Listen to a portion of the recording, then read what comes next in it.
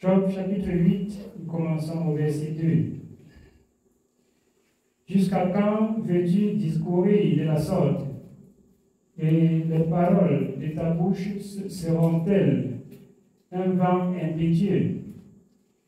Dieu renversera-t-il le droit? Le Tout-Puissant renversera-t-il la justice? Si tes fils ont péché contre lui, il les a livrés à leur péché. Amen. Alors, l'ami de Job, il s'adressait à Job. Job, s'infligeait de la mort de ses fils. Job avait tous les tourments. C'est vrai, son ami dit, est-ce que Dieu renverse la justice? Non. Dieu ne renverse pas la justice. À la seule différence que son ami n'avait pas aussi l'esprit pour discerner et comprendre que c'était l'épreuve et non le fruit du péché. C'est ce que je voudrais bien que nous comprenions ce soir. Et beaucoup qui lisent la parole ne comprennent pas le sens. Ici, Job était troublé. Et ses amis, tout ce qu'ils savaient, c'est que Dieu est juste. C'est la vérité. Mais le discernement pour savoir que Dieu peut éprouver, en enlevant tout ce que l'homme possède, il n'avait pas ce discernement. Mais ici, ce qui nous enseigne, c'est que nous ne devions pas souffrir, comme l'apôtre Pierre dit, comme pécheurs ou comme s'ingérant dans les affaires d'autrui. Si tu souffres et que c'est l'épreuve, quand vous lisez la fin de la vie de Job, pour ses amis qui le troublaient, Dieu dit, si vous n'allez pas vers Job pour qu'il prie pour vous, vous allez mourir. Vous allez mourir. Allez pour qu'il prie pour vous. Parce que vous avez passé le temps à le troubler. Alors qu'il était à l'épreuve. Il a gardé la foi. Il a accepté que Dieu puisse l'éprouver en arrachant tout ce qu'il avait. Il n'a pas maudit Dieu. Bien que sa femme l'a dit, maudit ce Dieu et meurt. Il a dit, femme, tu es insensée. Celui qui a passé toute une vie à te faire du bien. Pour quelques jours que tu souffres, tu le maudis, tu es insensé. Donc, l'exhortation ce soir donne le sens aux enfants de Dieu de comprendre qu'on peut souffrir, mais qu'on ne souffre pas comme restant dans le péché. On fait ce que Dieu dit. Et Dieu mettra fin à la souffrance de notre vie, comme il a mis fin à celui de Job.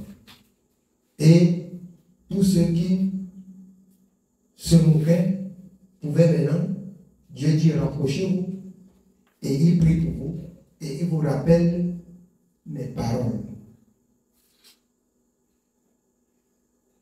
L'épreuve de la foi peut être la souffrance. Ça peut être les douleurs. Et Dieu voit jusqu'à combien tu peux supporter sans te détourner vers les dieux étrangers. Sans t'inquiéter que tout ce que tu as fini et que tu ne comptes que sur Dieu. Tu ne regardes que à Dieu. Amen. On continue? Nous continuons au verset 5.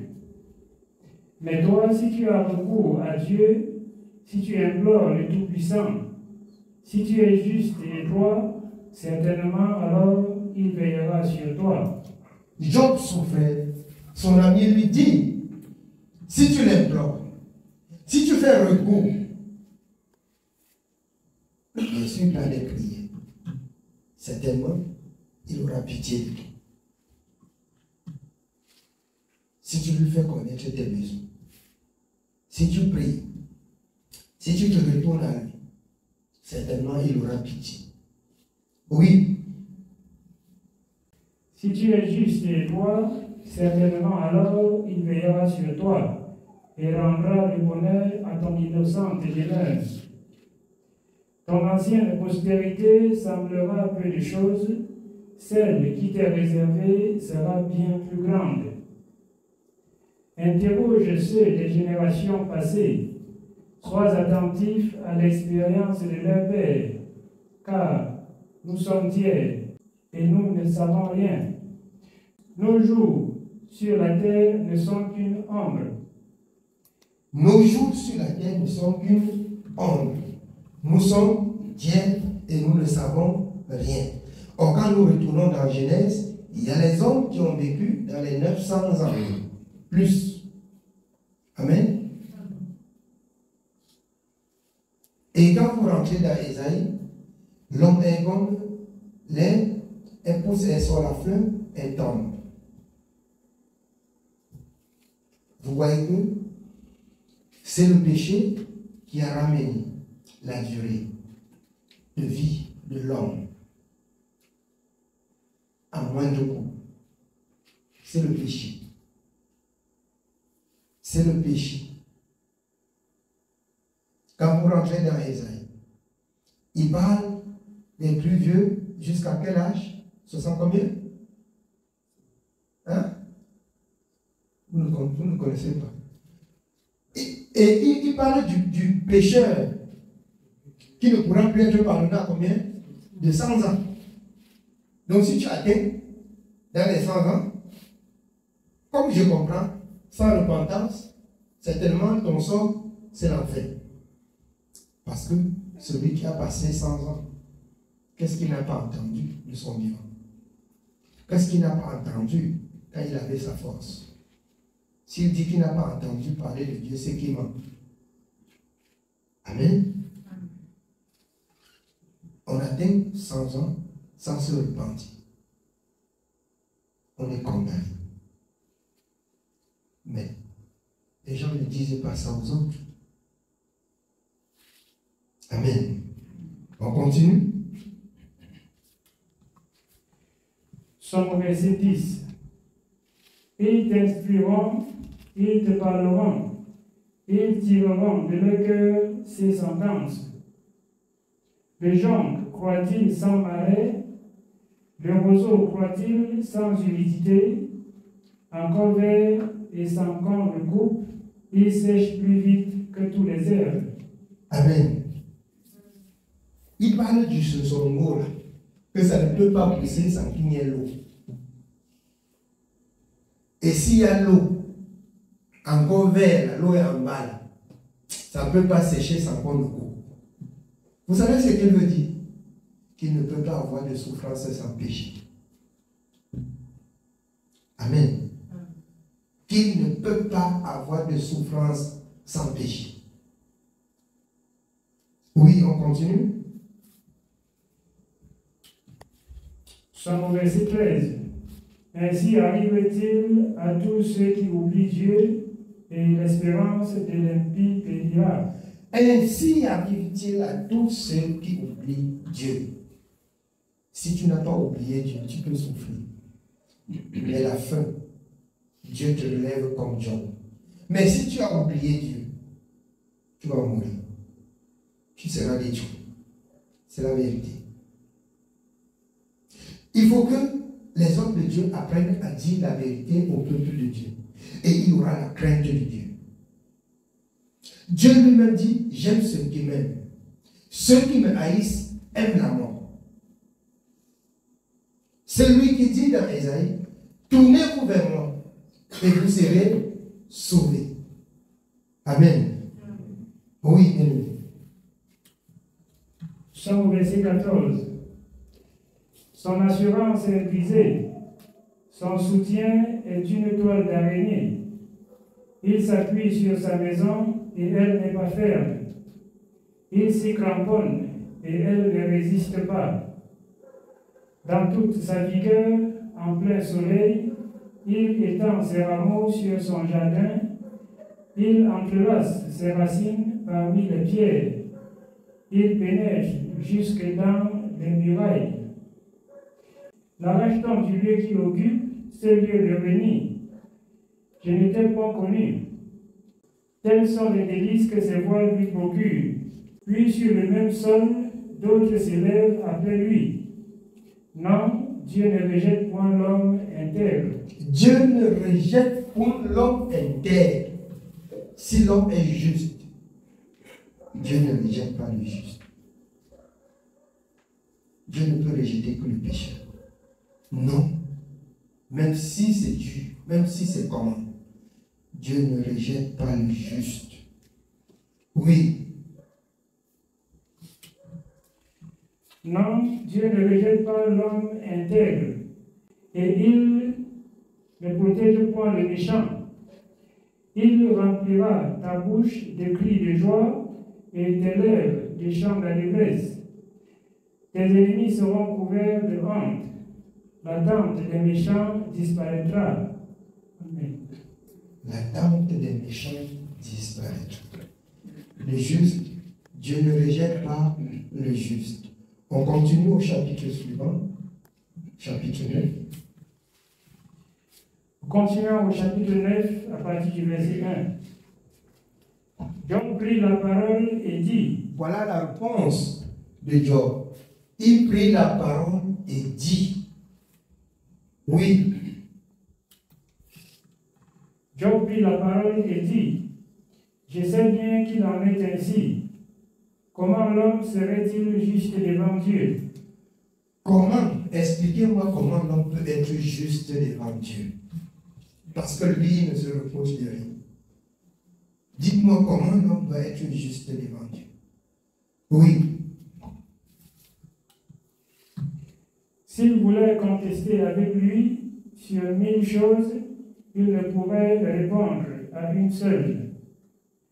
À lui la sagesse et la toute-puissance, qui lui résisterait impunément. Il transporte soudain des montagnes, il les renverse dans sa colère. Il fait savoir à ses amis que Dieu est tout-puissant et il peut faire ce qu'il veut. Il peut faire ce qu'il veut. Amen. Oui, on continue. Nous sommes au verset 6. Il secoue la terre sur sa base et ses colonnes sont ébranlées. Il commande au soleil et le soleil ne paraît pas. Il met un sceau sur les étoiles. Seul il étend les cieux. Il marche sur les hauteurs de la mer. Il a créé la grande ours, l'Orion et les Pléiades, et les étoiles des régions australes. Il fait des choses grandes et insondables, des merveilles sans nombre. Voici, il passe près de moi et je ne le vois pas. Il s'en va et je ne l'aperçois pas. S'il enlève, qui s'y opposera? Qui lui dira, que fais-tu? Dieu ne retire point sa colère. Sous lui s'inclinent les appuis de l'orgueil. Et moi, comment lui répondrai-je? Quelle parole choisir? Quand je serai juste, je ne répondrai pas. Je n'ai plus qu'implorer mon juge. Et quand il m'exaucera, si je l'invoque, je ne croirai pas qu'il eût écouté ma voix. Lui qui m'assaille comme une tempête, lui qui m'assaille comme par une tempête, qui multiplie sans raison mes blessures, qui ne me laisse pas respirer, qui me rassasie d'amertume. Recourir à la force, il est tout-puissant, à la justice, qui me fera comparaître. Suis-je juste, ma bouche me condamnera. Suis-je innocent, il me déclarera coupable. Innocent, je le suis, mais je ne tiens pas à la vie. Je méprise mon existence. Qu'importe, après tout, car, j'ose le dire, il détruit l'innocent comme le coupable. Job dit qu'on ne conteste pas, on ne dispute pas avec Dieu. Il regarde, il ne se reproche de rien et il sait que Dieu est Dieu et on ne peut pas discuter avec lui. Vous allez voir par ailleurs où il va dire, quand il va arriver devant Dieu, ce qui me plaît, c'est qu'il dit, Dieu va lui montrer le mal qu'il a fait pour souffrir tant. Pour souffrir tant. Il sait que quand on souffre de même, ça peut être le péché. Mais quand vous lisez Job, de son début à la fin, il offrait le sacrifice comme à la loi, pour lui, pour sa maison. Chaque temps que même ses enfants sortaient, il se sanctifiait. Il menait une vie de sanctification.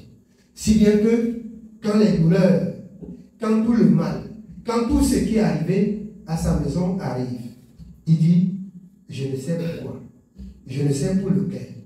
Donc, Dieu, qui est juste, quand je vais arriver devant lui, il va me montrer pourquoi je souffre. Pourtant, j'ai obéi tous les jours à sa voix.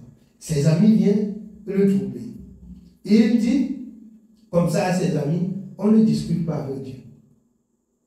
De même, nous qui écoutons la parole, Ecclésiaste 14, si nous souffrons, ce que nous avons à faire, nous allons faire recours à Dieu en examinant nos vies, en continuant à marcher dans la sanctification, afin que la volonté de Dieu seule se fasse dans nos vies.